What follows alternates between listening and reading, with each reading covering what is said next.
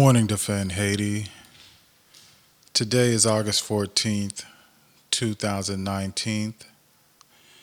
It is the 228th anniversary of Bwa Kayiman. Now, Bwa Caïman is a location in Haiti. We could look at it on this map right here. As you can see, it's in the north of Haiti. But when we use the word today's the anniversary of Bois Caïman, it refers to this event that took place in August 14th, 1791. This image right here is the most common depiction of the ceremony, a voodoo ceremony that was held on that day at this location. There's been many other depictions, including this stamp right here, of the event. So it is said that at this voodoo ceremony, it was launched the Haitian Revolution, the revolution to free the slaves, the first successful slave revolt, and essentially end slavery around the world. Definitely in this hemisphere. It was the beginning. Excuse me, that is my dog playing in the background. Bear with me on that. So so I wish to use this opportunity to talk about voodoo, in fact. And in this video, I'm going to talk about, some of the myths about voodoo that are spread around the world, and even among our community. I want to address its place in our society and in our culture. And then I want to say what ought to be done about it. Many may argue whether anything should be done or not. Well, I say there should be something done about it, and I will explain why as well. The practice of voodoo still continues in Haiti to this day. I published a story a few days ago that there will be a festival of voodoo going on in the country. I believe it actually started this past weekend and should be coming to an end this evening. We know that in America, a lot of people Haitians that have traveled over here have begun practicing Haitian voodoo in the U.S. In fact, there was a New York Times article a few years back talking about how Haitian voodoo is growing in the United States. Okay, so people are practicing it here in the U.S., and there's been actually some things that have happened. For example, a child that was set on fire during a ceremony her mother and grandmother were having at her home, and there was once a building, an apartment building in New York that burned down because some people were having a ceremony there, and that so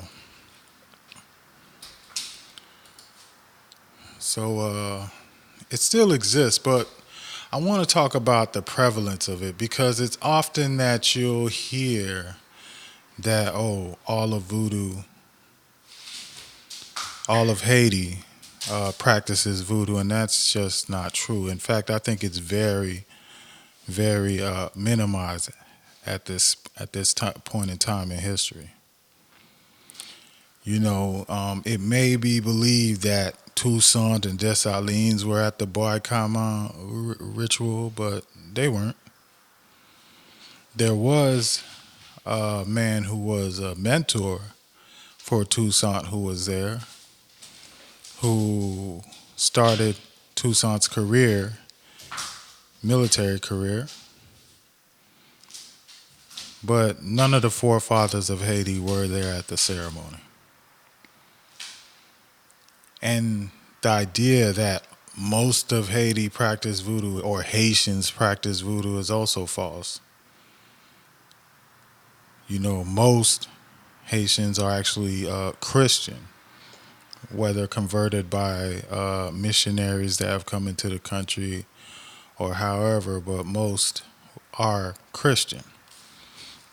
And just to, as a prime example of the lack of prevalence of voodoo in Haiti, after the earthquake, a lot of voodooisants, people that practice voodoo, were killed by the population. They were attacked and blamed for having caused the earthquake. During the cholera epidemic that happened later on that year, there was another attack on people who practiced voodoo. So voodoo and its practitioners is becoming the minority in Haiti. It's not as prevalent as some think. And I guess with that, I want to speak about what I believe about voodoo. I don't quite know whether it's a religion or I would say a lifestyle or practice. Okay? If it were a religion, then it would deserve some protections by the government where people should be free to practice their religion. But why I don't consider it a religion is because there's no structure to it that would make it a religion. And by that I mean there's no book, a founding like a book, for example. As how Christianity has their book, the Bible, the Jewish, they have the Torah, Islam has the Quran.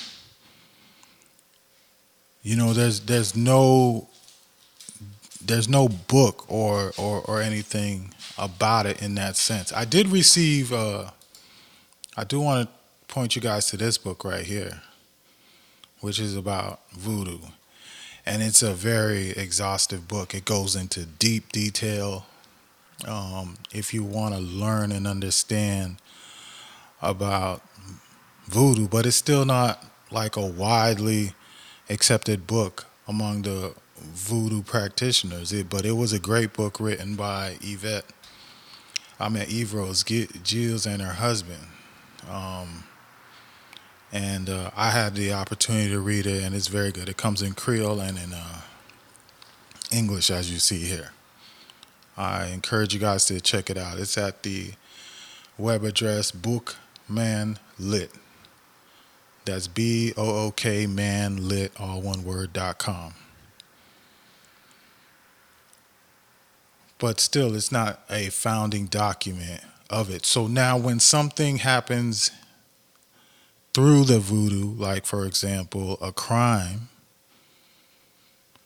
we can't actually look and say whether voodoo is to blame or whether the individual who committed the crime is to blame, because there's no founding book. It's like with the terrorists who act in what they say in their religion, where they kill people, or they beat their daughters for something untoward they might do. At least we're able to say, you know, whether this is actually part of their belief and their practice, or whether it's just somebody, you know, being rogue and a perversion of the faith. In voodoo, we don't have that. It's anarchy. So for that reason, I can't put it in the context of religion. And if it's not in the context of religion, it doesn't really get those types of protections. It can't. And this I'm speaking in terms of a state of a government for the collection of people who are Haitian. It's the state's duty to protect the people, and we all try to come to some general consensus of how we need to be protected, and we don't have that information there when it comes to voodoo. So I'm leaning towards it's a practice and it's a lifestyle. And in that, I think we have to look at what voodoo brings to us. Now, two people are going to be offended about what I may say here, and those are the people that there are two groups of people: those who practice voodoo, who may have a different opinion than me, and then there are those culture for culture's sake people. And those are the people that say because something is part of our culture, because it's part of our quote unquote heritage, it should be, we should embrace it. Despite whether it's beneficial to us or not, we should embrace it. And I think that's just foolish. And because something is that the white people do, we should reject it. Rather, we should look on the merits to see what works and what doesn't work to decide on if it's something we should adopt or not adopt. Now, when we look at, the best way I could show is by contrasting voodoo with Christianity. And let's see how it serves us. I consider voodoo a wartime practice, lifestyle / religion. It's something for war. It's something for competition. It's something for getting over on your neighbor.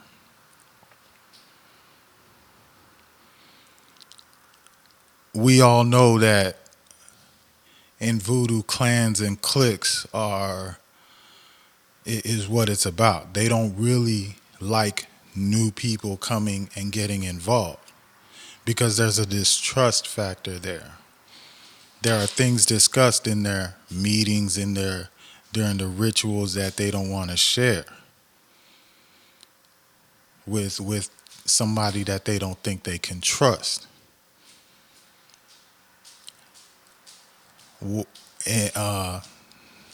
Juxtapose that with Christianity, which is about welcoming in people, which wants to be as inclusive as possible, and at least promotes. I mean, I know if you go to churches or whatever, cliques happen, but we do know that Christianity promotes inclusion and people being together and working together.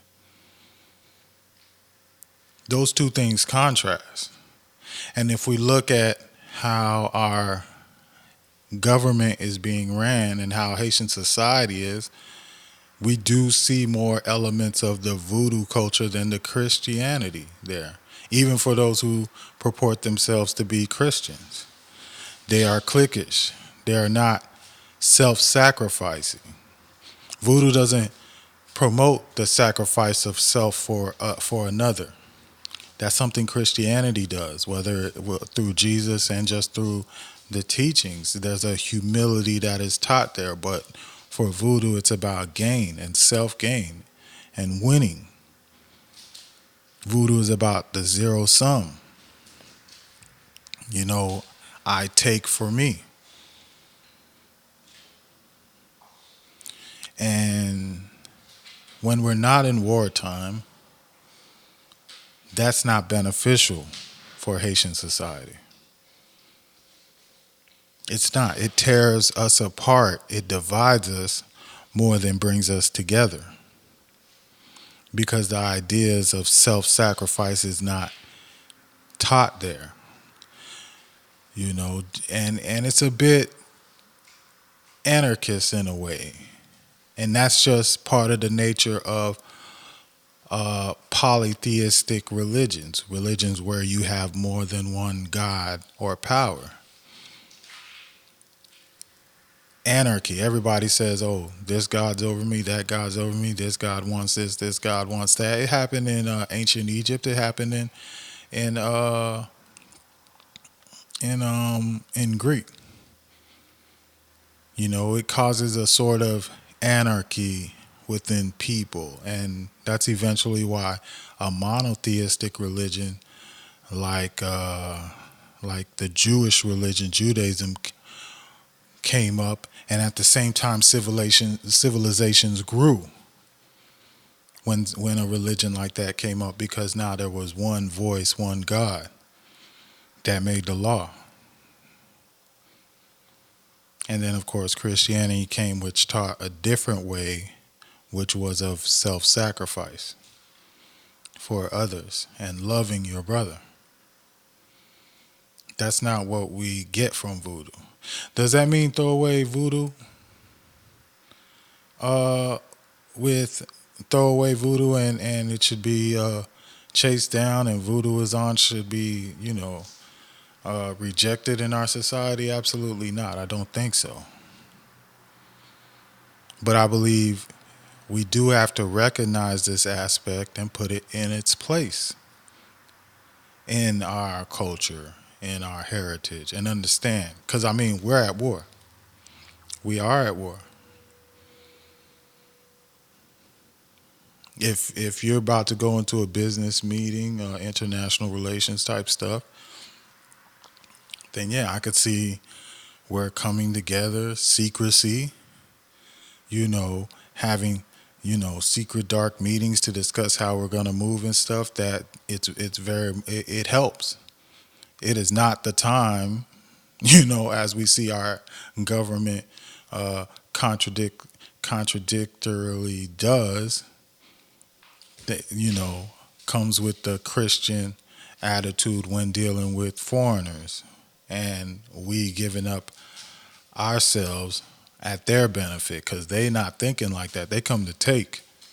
They come to get the upper hand, and in those arenas, I notice Haitians don't try to take the upper hands. It's like we're ashamed to take the upper hand. So in those arenas, I think uh, many of the tenets of voodoo can help. But then when it comes to within our country, within our government, within the way we treat each other, it doesn't help. It just doesn't. There we need a foundation of Christianity. And that doesn't mean Christianity as in the religion particular, because some people, that's just not what they believe. But what Christianity preaches is what I'm saying. Caring for one another. Loving one another, sacrificing for one another. We have a country which doesn't promote our heroes. Yeah, the heroes of the revolution and such, which all of them stabbed each other in the back in the end, which is part of that voodoo culture. But we don't honor those who sacrifice for us, who give their life for us. For them, we forget about them. Even that song, or that chant, Grenadier à l'assaut, Sakmui Zafe Ayo, those who die, that's their business. That's what the voodoo mentality brings. And it was necessary in wartime. It was necessary for what we were facing, where we needed a sense of ruthlessness to break the chains of slavery. But that's not where we are now. In fact, Jovenel Moise, the president, he's supposed to be announcing the Haitian army today, which is ridiculous, because we don't have that kind of threat. We're not threatened militarily. Right now, we're threatened diplomatically. We're threatened in terms of trade. Our products can't get into the Dominican Republic, but they're flooding us. There's cheap products coming in from abroad. That's where we're threatened. We need an army of business persons, of farmers, of people that could produce, of people that could build our technological infrastructure, not military. And that in essence is what I believe voodoo is. It's the underlining current which brings that type of thought. And I've been guilty of it too. I've had a in my past. Uh,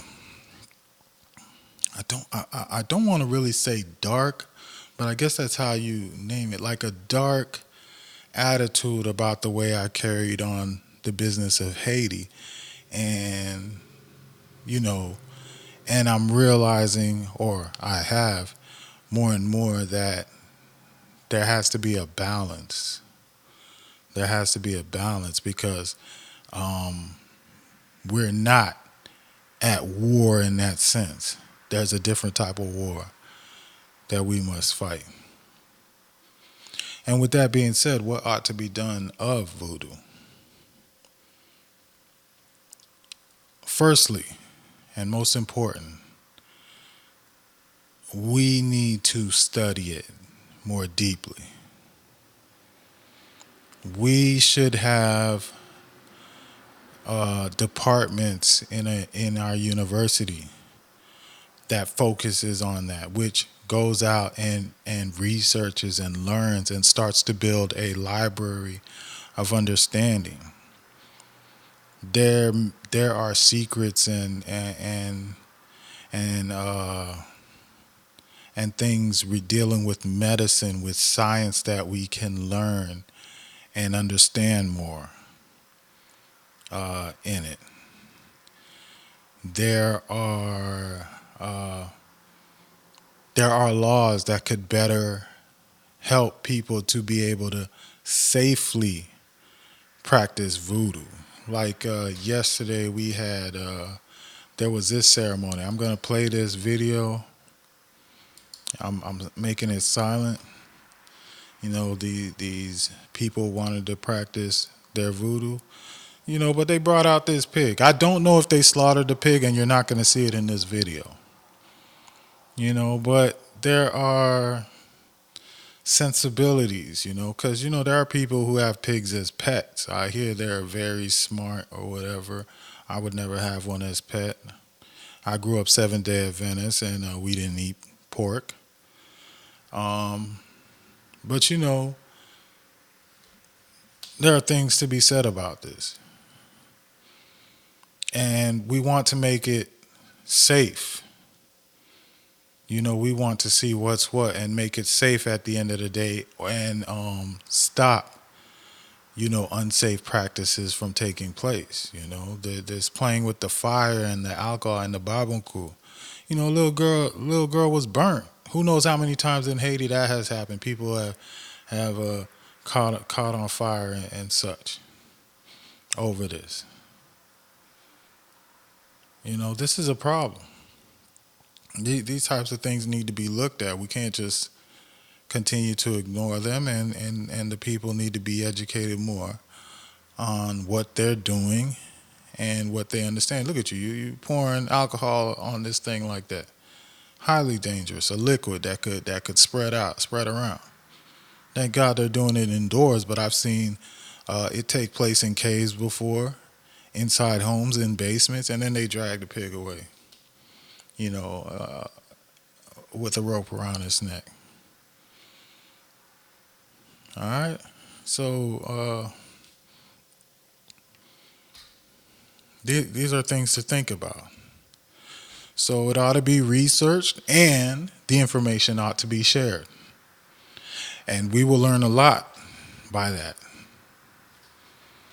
Because if people that practice voodoo want to keep it in secret and don't want to allow the students and the research departments to come in and take a look, then we're gonna know a lot about what What's the deal? Why are you scared? And why can't the information be shared for the world?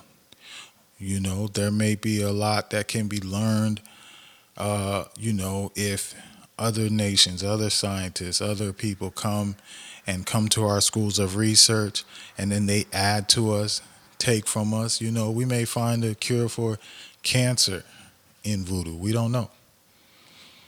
But if they decide to hide that from us and keep that transparency from us, then we're going to learn a lot about what voodoo is. And I dare for people those culture for culture's sake people, to defend it then, because this puts everybody at risk.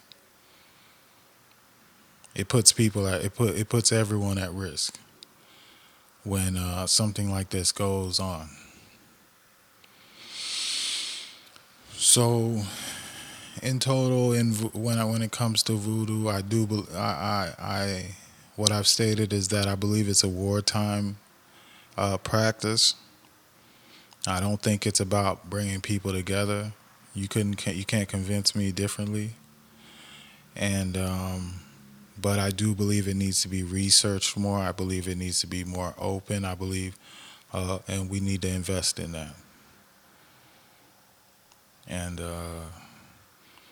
hope I'm not forgetting anything. But those are my thoughts. So please subscribe to the Haiti Sentinel YouTube channel. You will find it if you search Haiti Sentinel, and you will see this logo right here as the avatar.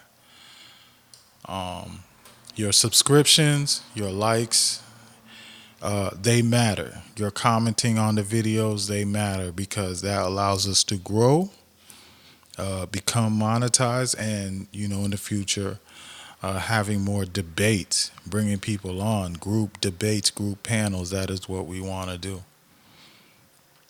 And here at Haiti Sentinel, at Defend Haiti, we talk about real subjects.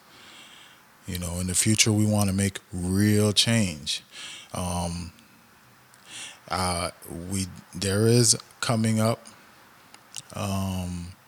Change Haiti, an organization that the money that we gain from Haiti Sentinel and from Bellbal, which is the dating app, events and dating app that I'm working on developing right now, will go to Change Haiti, which is a grassroots where we're going to work to actually get on the ground and make things happen. One of the first orders of business I want to do is start an open government initiative in Haiti, where we have legislation that says, hey, whenever there's a bill, whenever there's a law, whenever there's a decree, whenever there's a resolution, it should be published into a database that everybody has access to, in English, Creole, and French. When lawmakers don't, their attendance records needs to be there, whether they're late, whether they're on time, how they vote. That's what we're going to push for. Judgments that are on the docket in the courts of Haiti. We want to see all that. Who's judging, how they judged, and all the minutes. We are pushing for a completely open government, and with the revenue that we get, especially from the events and dating app, which I think is going to be a big bang. We're going to be in to invest in the lawyers, in the promotion and public support to make that thing happen. But all starts with your one click. All of it starts with your subscription, with your like, with your share, with your comments. We do have a Patreon page where you could sign up for as little as $1 a month. That helps, But if you don't feel like, you want to make that type of financial commitment, a subscription, just so you can hear more, comment, and share your thoughts. And I don't think I'm the smartest person on the planet, so I'm definitely open for disagreement and debate. And I want to bring a lot of people on to talk and debate. So Um.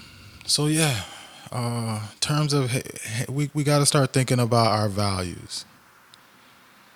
And one thing I've noticed for the people who defend Haiti, who read Haiti Sentinel, uh, the values you have are just above and beyond. Very smart, very woke, very engaged people. You know, you guys just see past, the BS. And yeah, so I hope that we continue to grow together, and I'm sure we will. I know I'm on a train right now, so I'm gonna do what I keep doing, and your support makes it a movement. So I believe that is it for this. Love you all, and goodbye.